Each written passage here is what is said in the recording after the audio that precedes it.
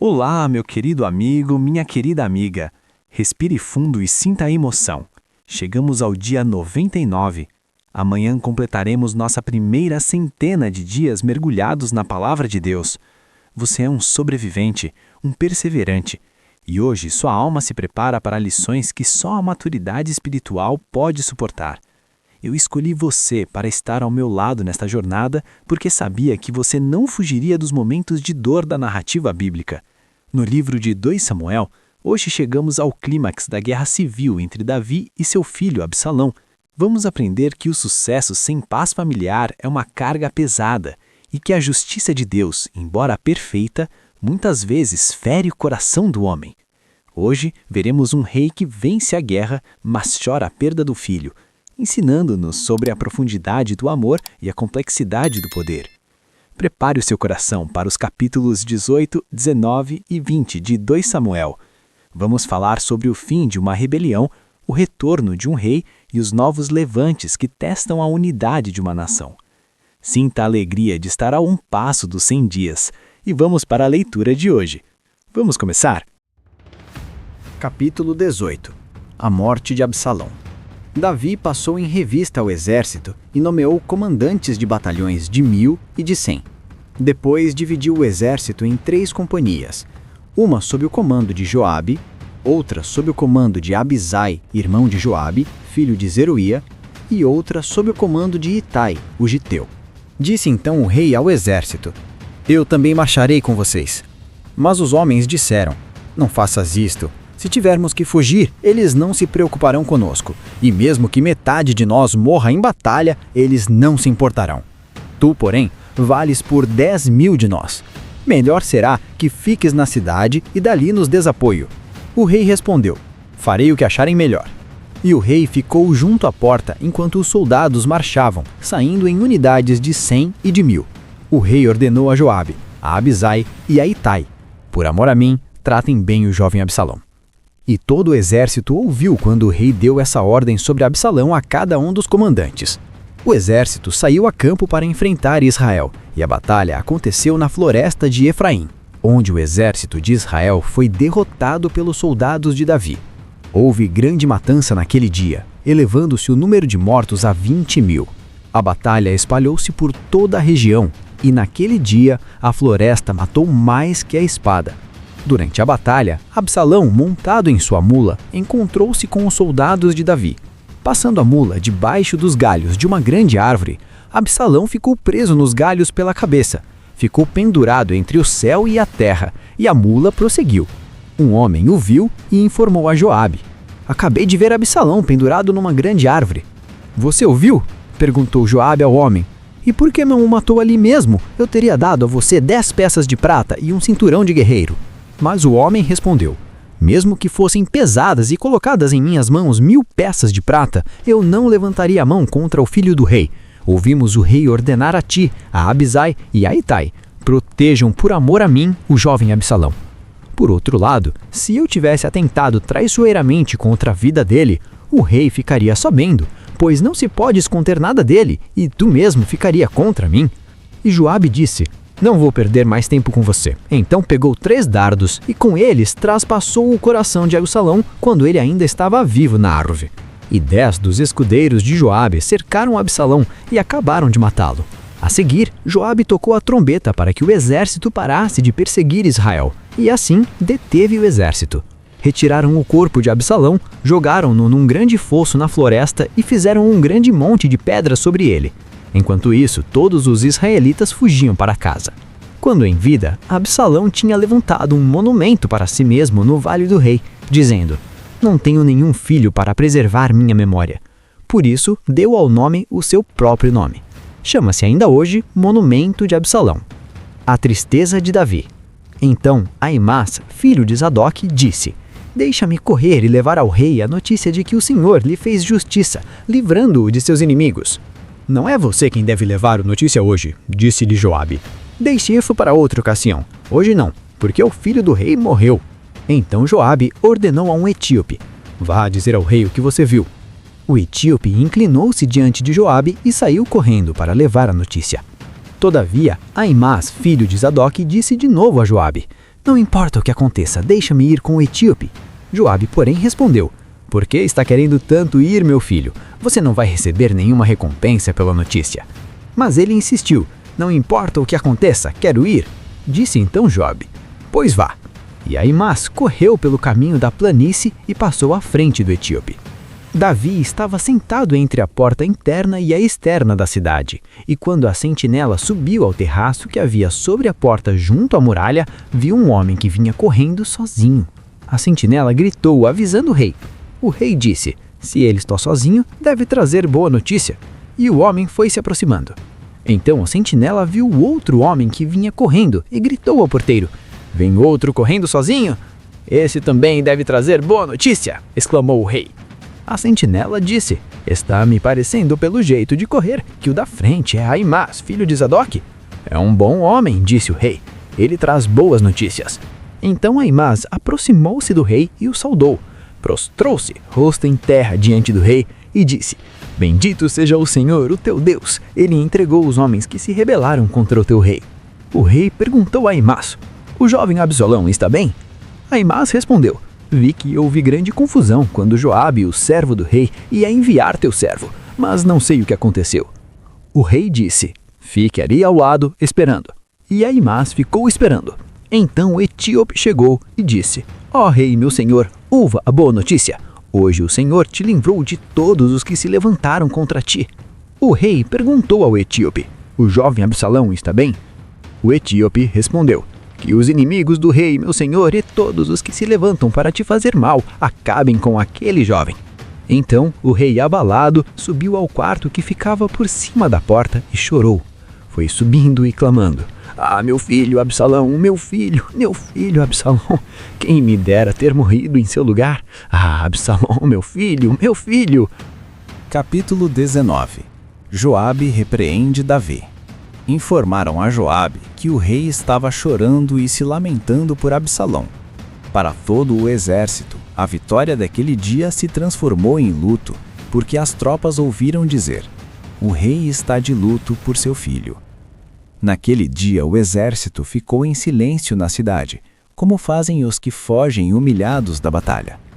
O rei, com o rosto coberto, gritava: Ah, meu filho Absalão! Ah, Absalão, meu filho, meu filho! Então Joabe entrou no palácio e foi falar com o rei.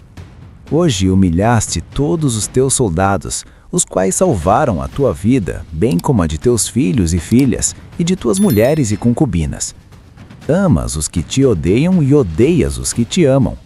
Hoje deixaste claro que os comandantes e os seus soldados nada significam para você. Vejo que ficaria satisfeito se hoje Absalão estivesse vivo e todos nós mortos.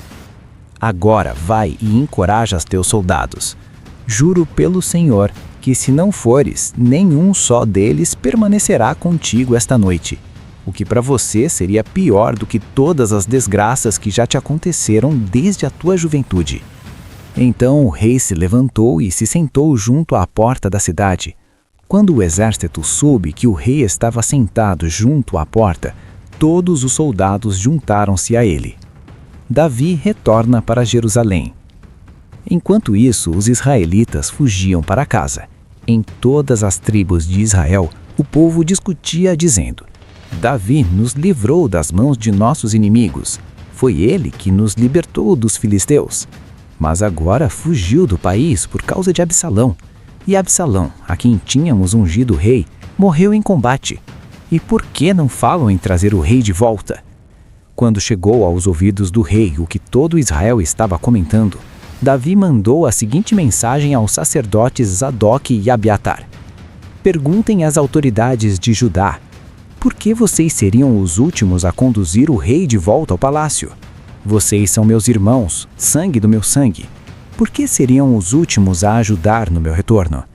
E digam a Amasa: você é sangue do meu sangue. Que Deus me castigue com todo o rigor, se de agora em diante você não for o comandante do meu exército em lugar de Joabe. As palavras de Davi conquistaram a lealdade unânime de todos os homens de Judá, e eles mandaram dizer ao rei que voltasse com todos os seus servos. Então o rei voltou e chegou ao Jordão. E os homens de Judá foram a Gilgal, ao encontro do rei, para ajudá-lo a atravessar o Jordão. Davi perdoa Simei. Simei, filho de Gera, benjamita de Baurim, foi depressa com os homens de Judá para encontrar-se com o rei Davi. Com ele estavam outros 1000 benjamitas e também Ziba, supervisor da casa de Saul, com seus 15 filhos e 20 servos. Eles entraram no Jordão antes do rei e atravessaram o rio, a fim de ajudar a família real na travessia e fazer o que o rei desejasse. Simei, filho de Gera, atravessou o Jordão, prostrou-se perante o rei e lhe disse: que o meu senhor não leve em conta o meu crime, e que não se lembre do mal que o teu servo cometeu no dia em que o rei, meu senhor, saiu de Jerusalém, que o rei não pense mais nisso. Eu, teu servo, reconheço que pequei. Por isso, de toda a tribo de José, fui o primeiro a vir ao encontro do rei, meu senhor. Então Abisai, filho de Zeruia, disse: Simei amaldiçoou o ungido do Senhor. Ele deve ser morto. Davi respondeu: que é que vocês têm com isso, filhos de Zeruia? Acaso se tornaram agora meus adversários? Deve alguém ser morto hoje em Israel? Ou não tenho hoje a garantia de que voltei a reinar sobre Israel? E o rei prometeu a Simei, sob juramento: você não será morto. O encontro com Mefibosete e Barzilai. Mefibosete, neto de Saul, também foi ao encontro do rei. Ele não havia lavado os pés, nem aparado a barba, nem lavado as roupas desde o dia em que o rei partiu até o dia em que voltou em segurança. Quando chegou de Jerusalém e encontrou-se com o rei, este lhe perguntou: por que você não foi comigo, Mefibosete? Ele respondeu: ó rei, meu senhor, eu, teu servo, sendo aleijado, mandei selar meu jumento para amontá-lo e acompanhar o rei. Mas meu servo me enganou. Ele falou mal de mim ao rei, meu senhor. Tu és como um anjo de Deus. Faze o que achares melhor. Todos os descendentes do meu avô nada mereciam do meu senhor e rei, senão a morte. Entretanto, deste a teu servo um lugar entre os que comem à tua mesa. Que direito tenho eu, pois, de pedir qualquer outro favor? Disse-lhe então o rei: você já disse o bastante. Minha decisão é que você e Ziba dividam a propriedade. Mas Mefibosete disse ao rei: deixa que ele fique com tudo agora que o rei, meu senhor, chegou em segurança ao seu lar. Barzilai de Gileade também saiu de Rogelim acompanhando o rei até o Jordão, para despedir-se dele. Barzilai era bastante idoso, tinha 80 anos. Foi ele que sustentou o rei durante sua permanência em Manaim, pois era muito rico. O rei disse a Barzilai: venha comigo para Jerusalém, e eu cuidarei de você. Mas Barzilai respondeu: quantos anos de vida ainda me restam para que eu vá com o rei e viva com ele em Jerusalém? Já fiz 80 anos. Como eu poderia distinguir entre o que é bom e o que é mal?